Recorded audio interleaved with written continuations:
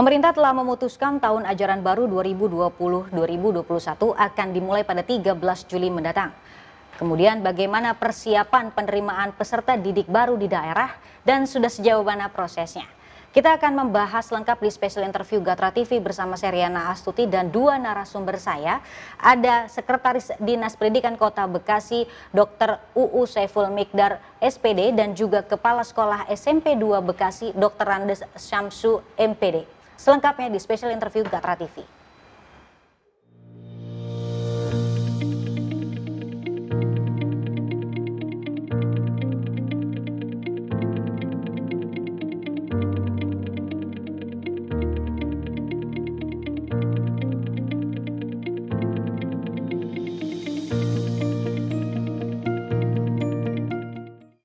Selamat siang Pak UU Saiful. Ini mengenai pra pendaftaran PPDB yang diberlakukan oleh Pemkot Bekasi. Ini kan diperpanjang Pak hingga dengan akhir bulan ini. Sebenarnya apa dasar pertimbangan adanya perpanjangan waktu pra pendaftaran? Terima kasih Mbak.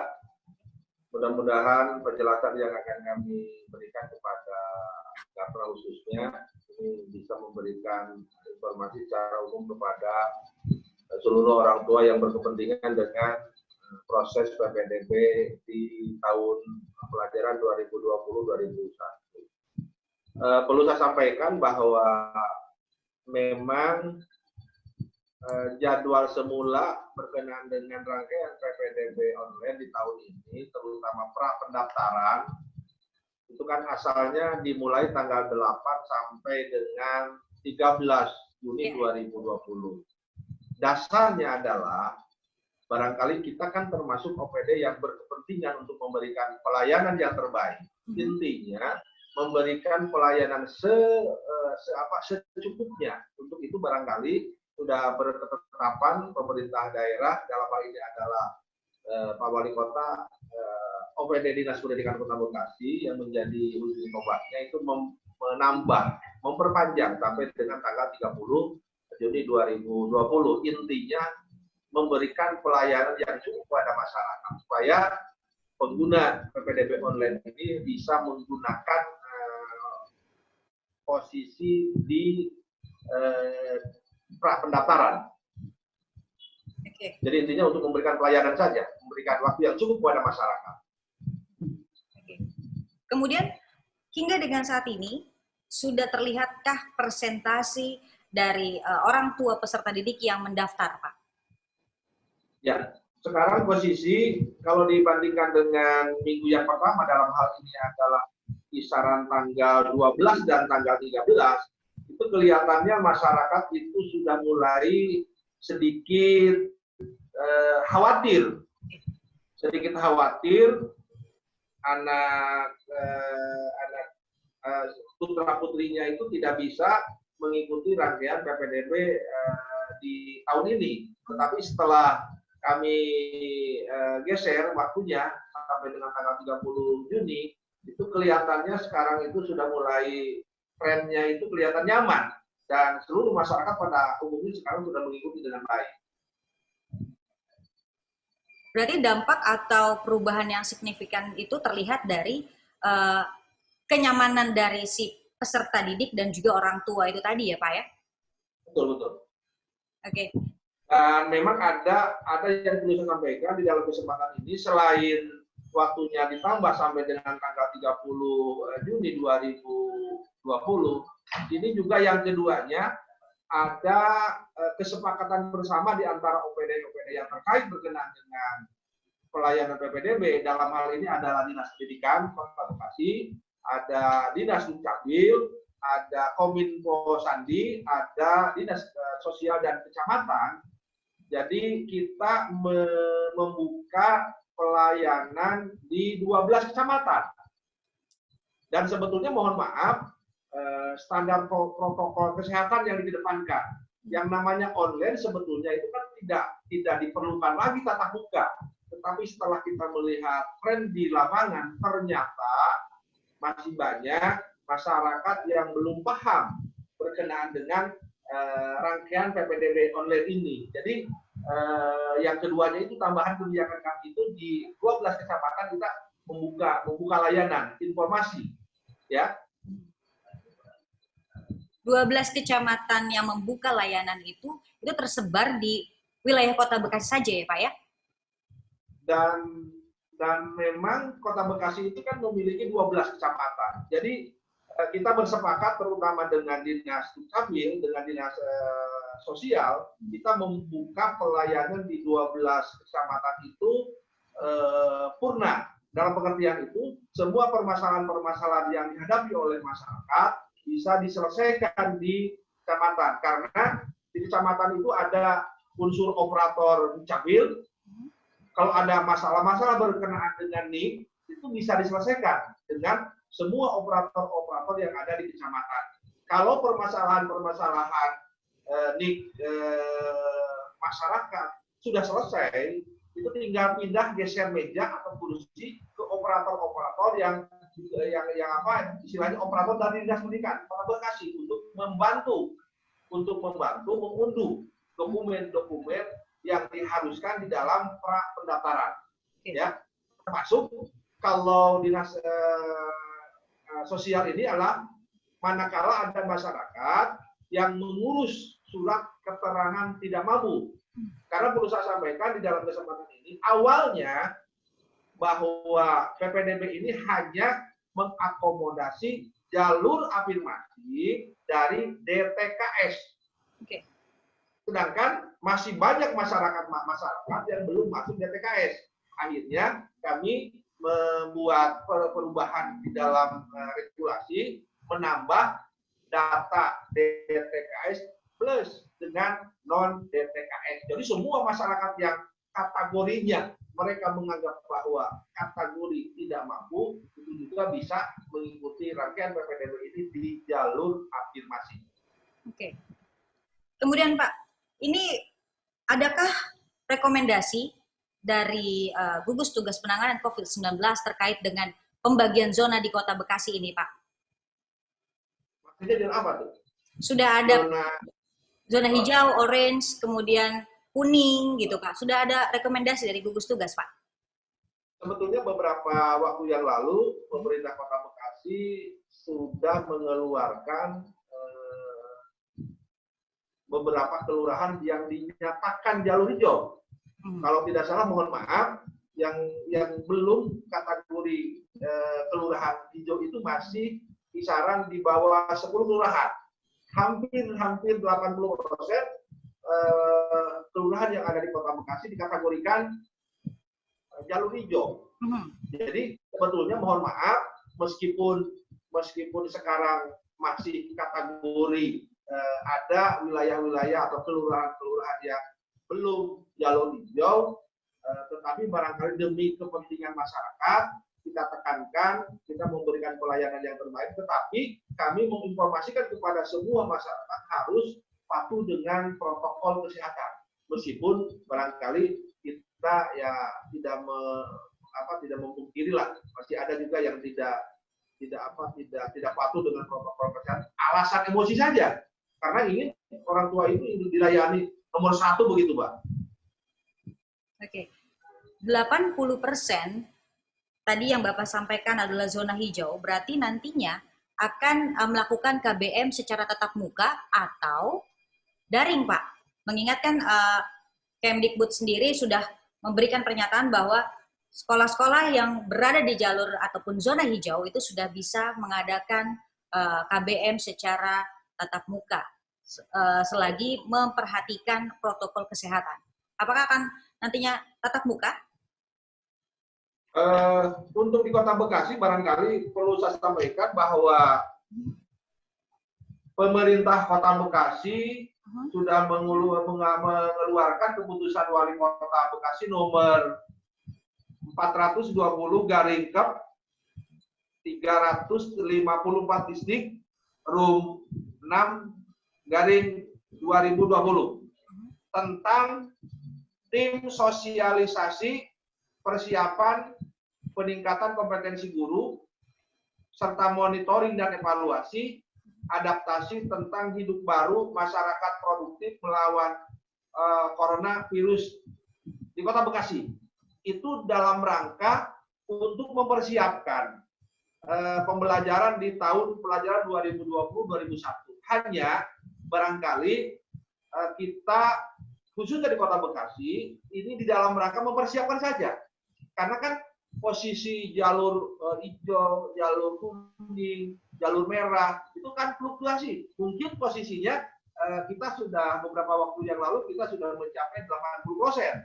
Tetapi mungkin saat sekarang kan bisa saja kan berubah juga. Tetapi dari sisi Dinas Pendidikan kita sudah mempersiapkan berbagai macam alternatif.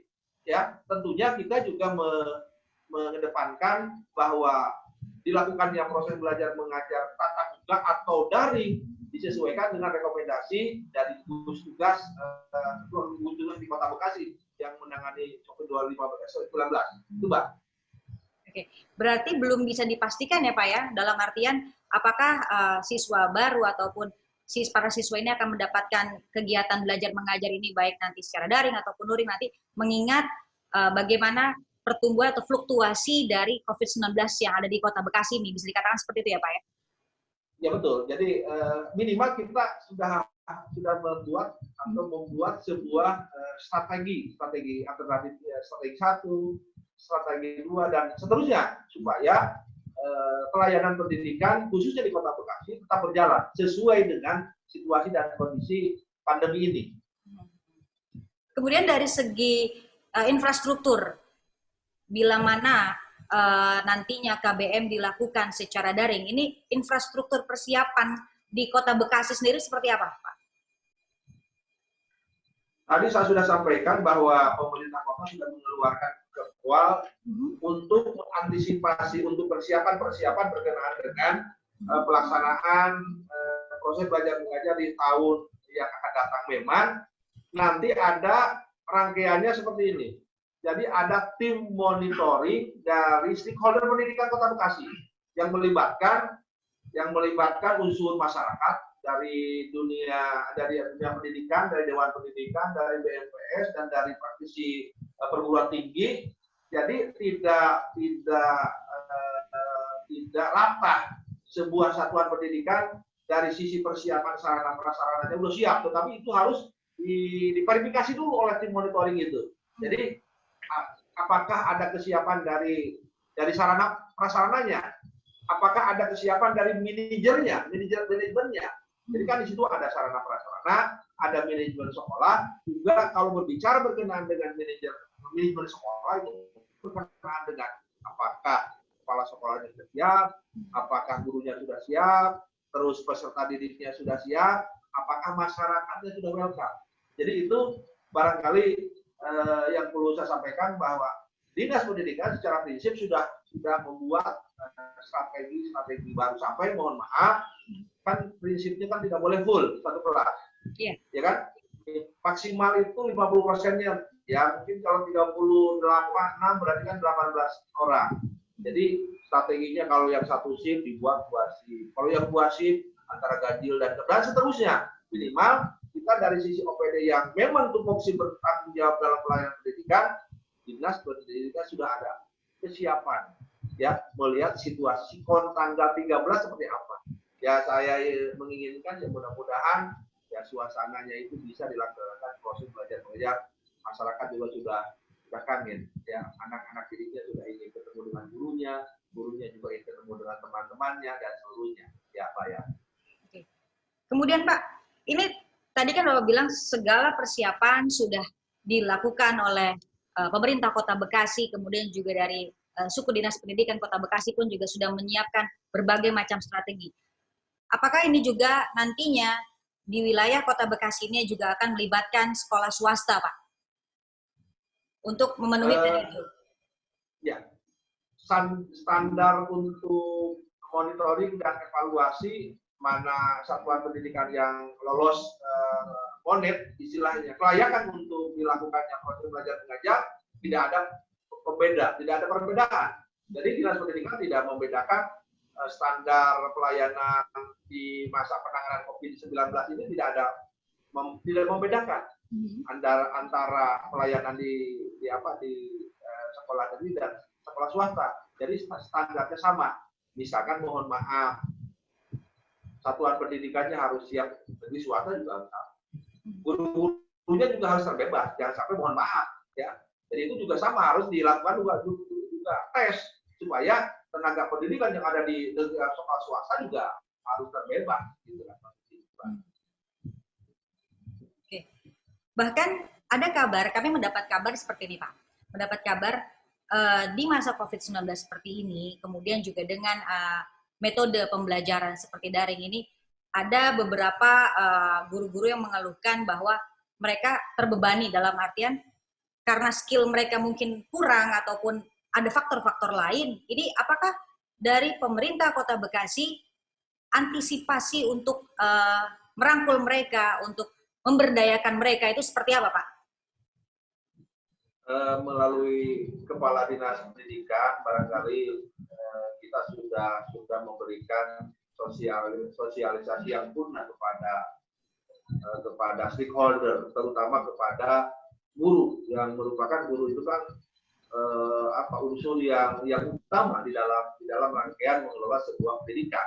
Jadi memang kita akui bahwa yang namanya guru itu kan mungkin ada posisi guru yang di atas 50 tahun, bahkan mungkin di atas 55 tahun. Dari sisi kemampuan teknologi, kita suka atau tidak suka, ya mohon maaf, seperti saya sendiri dari sisi kemampuan teknologi kalau dibandingkan dengan anak-anak kita, ya kita jauh pemahaman kemampuan teknologinya. Nah, secara tidak langsung kita dipaksa, ya kita sebagai OPD yang memang memberikan pemahaman, ini waktunya untuk konsepnya kita itu merubah strategi pembelajaran yang ramah dengan teknologi. Di dalam kesempatan ini saya menyampaikan bahwa memang masih banyak guru-guru yang gaptek, bahasanya begitu kan ya, itu dari sisi kemampuan. Tetapi mohon maaf, ya kan teknologi itu kan bisa juga, yang penting ada kemauan, ya. Saya menyarankan kepada semua tenaga pendidik baik di sekolah negeri ataupun swasta itu harus ramah dengan perkembangan zaman, terutama teknologi, terutama model-model pembelajaran daring jarak jauh, ya. Kedepannya barangkali mohon maaf, ke depan itu siapa yang ramah dengan teknologi itu yang akan menjadi pemenang. Untuk dana BOS sendiri Pak, pemanfaatan di wilayah Kota Bekasi sendiri seperti apa Pak? Bisa dijelaskan Pak? Sesuai dengan juknis yang sudah dikeluarkan oleh Kemendikbud berkenaan dengan fleksibilitas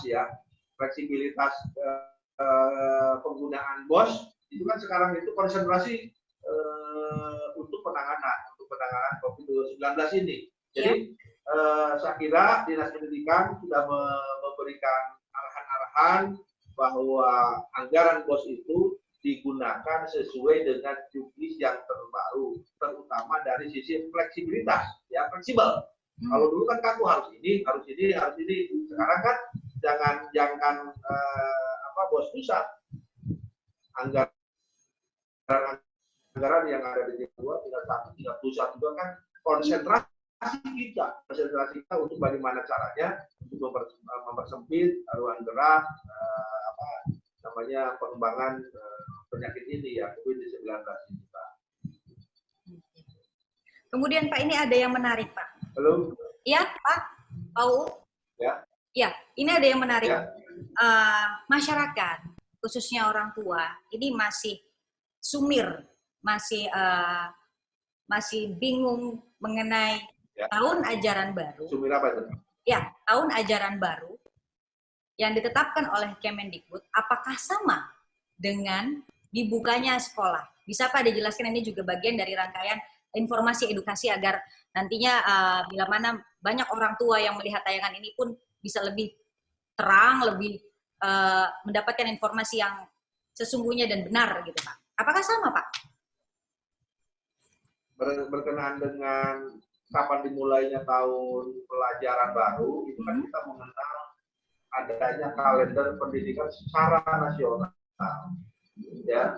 Jadi perlu saya sampaikan, posisinya bahwa tanggal 13 Juli 2020 itu menunjukkan hari pertama dimulainya tahun pelajaran 2020-2021.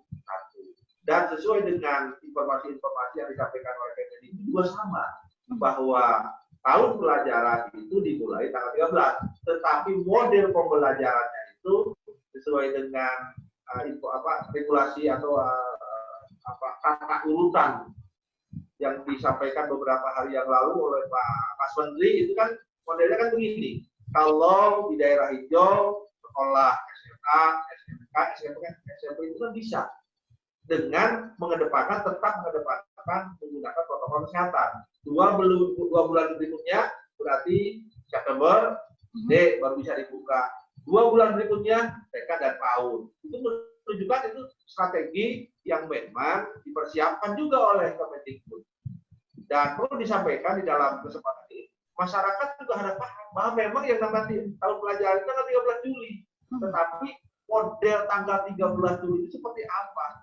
Saya berharap tidak berdoa, ya mudah-mudahan lah tepatnya pembelajaran itu sama seperti sedia kala. Oke. Kemudian Pak, terakhir Pak, kendala yang dihadapi saat di masa COVID-19 seperti ini Pak, kendala dihadapi dalam belajar mengajar, kemudian juga mungkin dalam merumuskan pembuatan juknis. Ini adakah kendala-kendalanya Pak? Dari sisi pengalaman ya, kadang-kadang di masa seperti ini kan masa fluktuasinya itu kan cukup jomplang, jadi tidak linear ya, karena memang perubahan situasi menghadapi penyakit itu ya virus itu ya. Jadi seperti yang kami rasakan berkenaan dengan regulasi berkenaan dengan PPDB di Kota Bekasi, ya kita juga sudah membuat sebuah regulasi perwal berkenaan dengan tata cara PPDB, sudah dirubah 2 kali. Itu apa maknanya? Karena memang kita harus beradaptasi dengan situasi dan kondisi.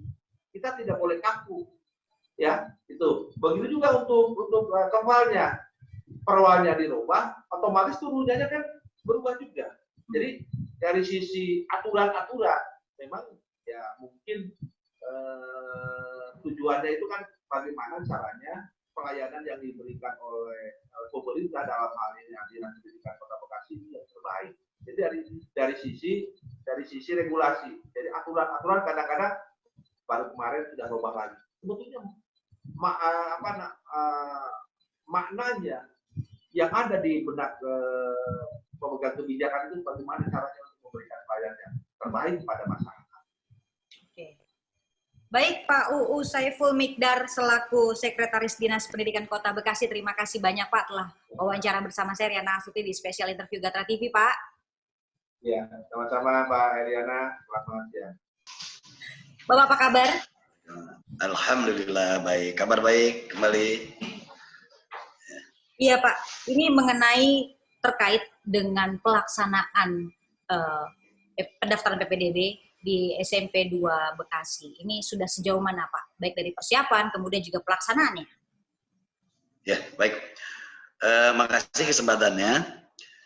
Bahwa tataran pelaksanaan PPDB itu kan ada tingkatan-tingkatan panitia ya. Ada tingkatan panitia tingkat satuan pendidikan dalam hal ini sekolah, dalam hal ini SMP 2. Ada tingkatan dinas pendidikan, pasti ada panitia di tingkat kota. Nah, kaitan dengan pertanyaan bagaimana tahapan di SMP 2, pasti kita selalu mengikuti schedule yang sudah ditetapkan oleh Dinas Pendidikan. Gitu ya. Itu barangkali Mbak. Iya. Jadi sudah sejauh mana Pak ini? Sudah banyak yang mendaftar atau bagaimana Pak? Iya.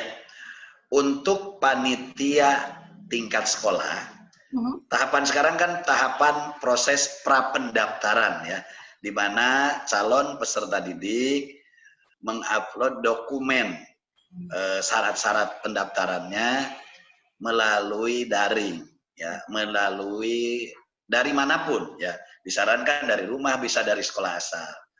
Nah, di sekolah adalah memantau serta melayani, memberikan informasi, membantu bagi masyarakat yang punya kendala pada saat melakukan prapendaftaran.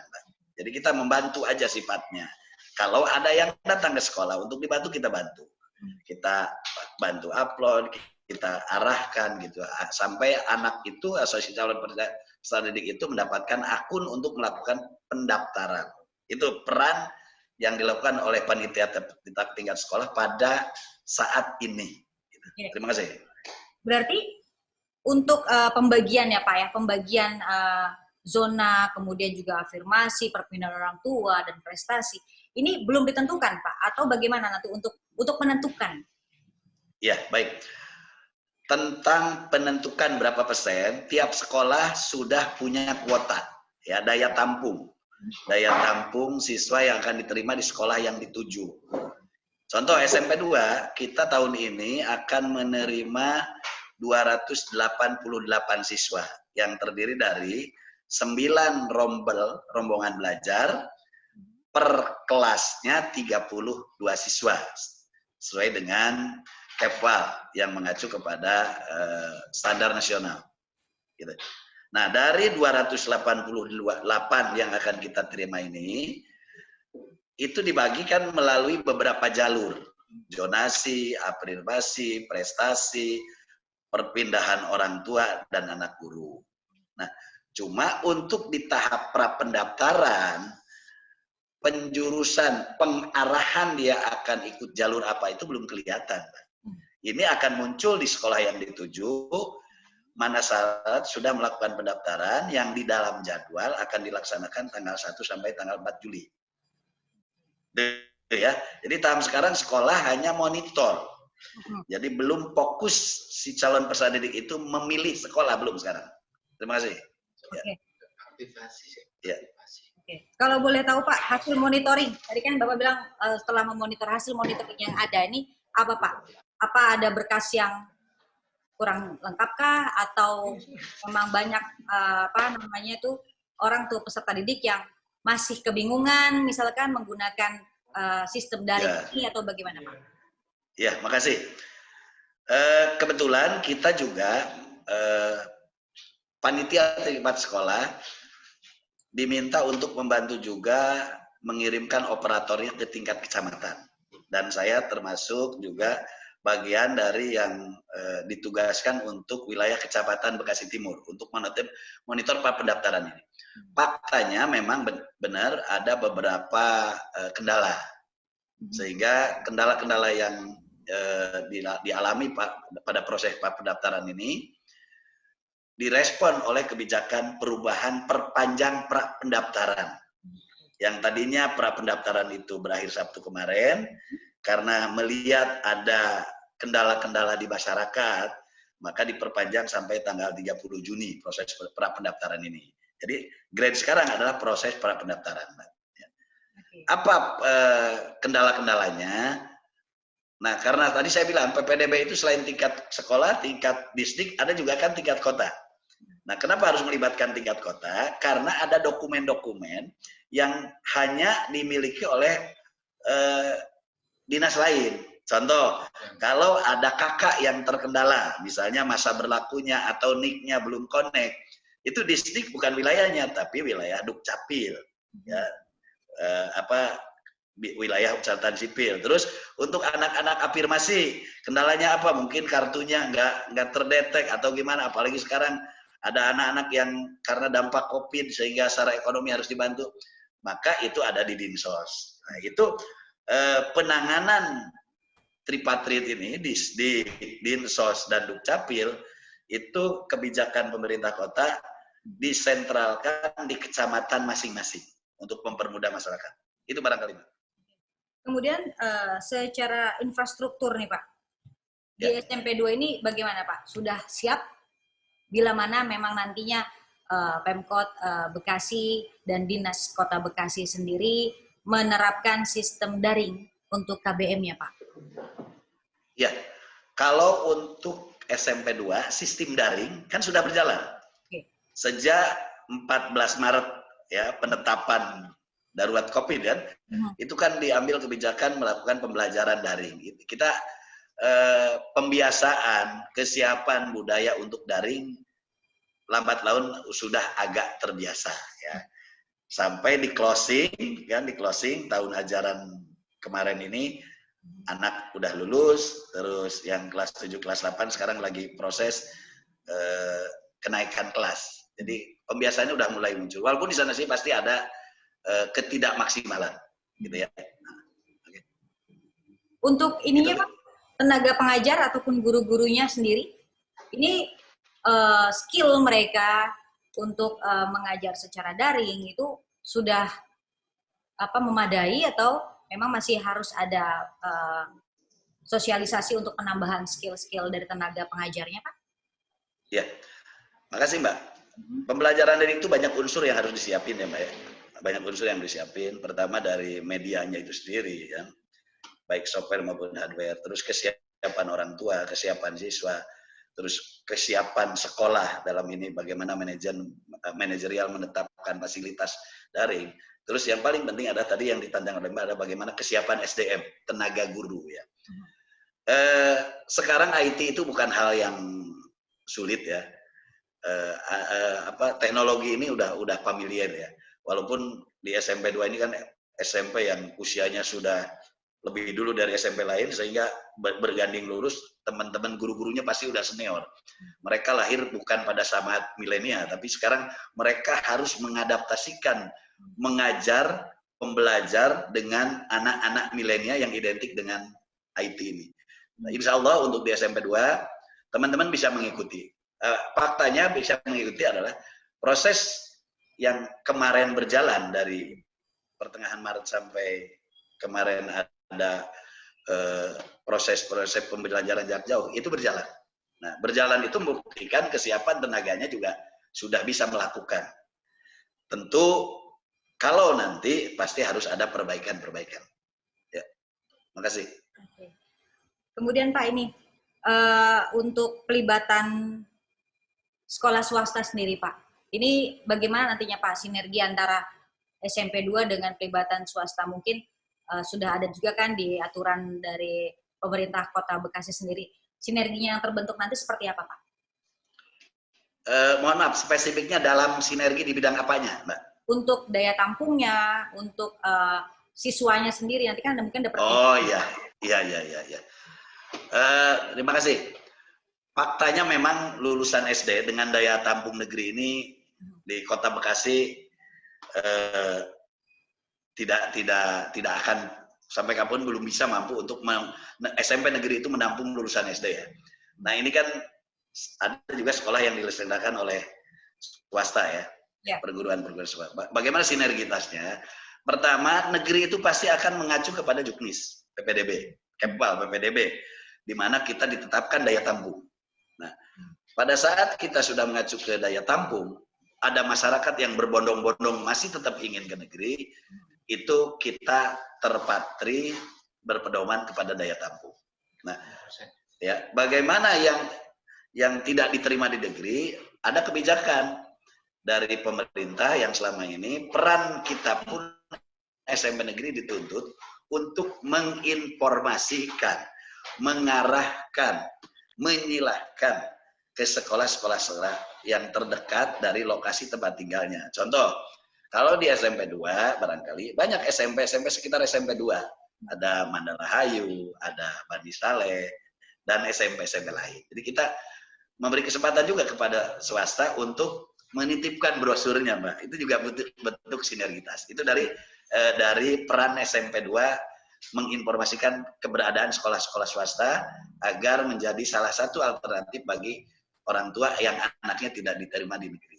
Kaitan dengan kebijakan pemerintah Kota Bekasi, alhamdulillah perhatian terhadap kondisi ini. Buktinya subsidi kepada swasta pun itu diperhatikan oleh pemerintah daerah. Dan mudah-mudahan kondisi COVID ini juga makin menambah kondisi ekonomi Kota Bekasi dan subsidi makin lancar lagi. Barangkali. Oke.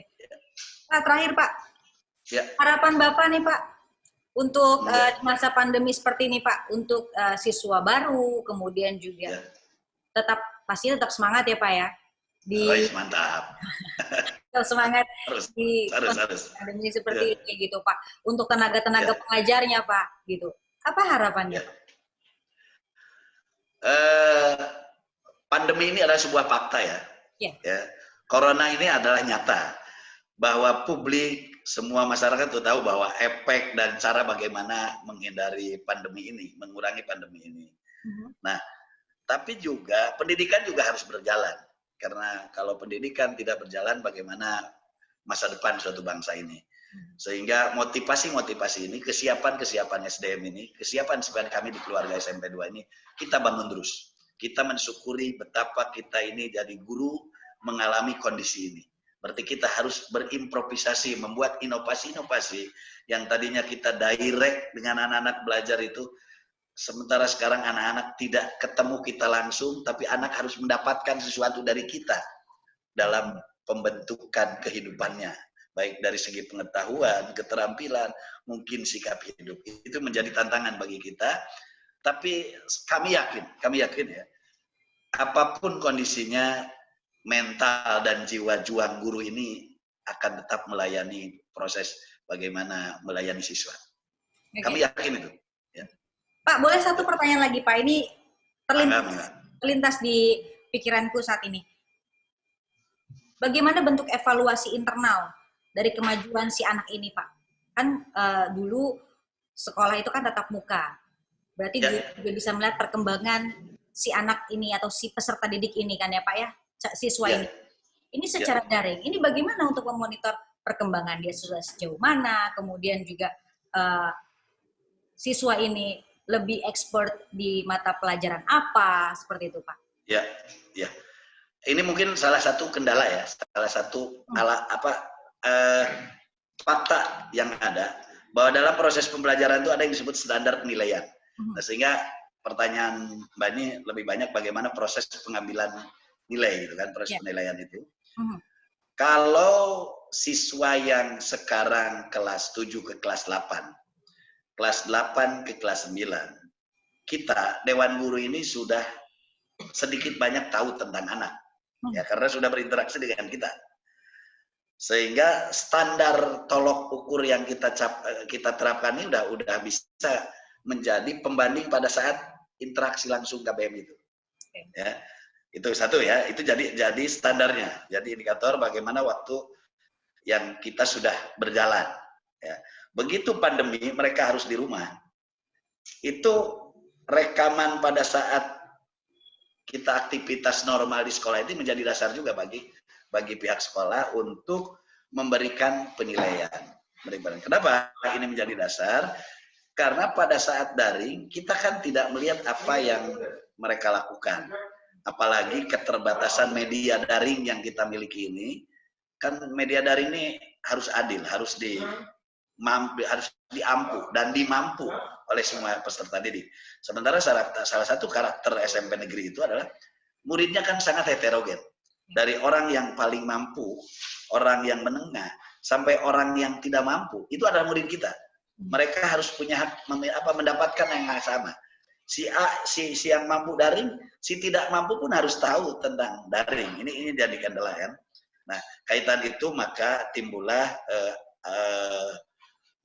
bukan kebijakan ya, improvisasi baru bagi kita tenaga pendidik dalam memberikan nilai akhir terhadap siswa.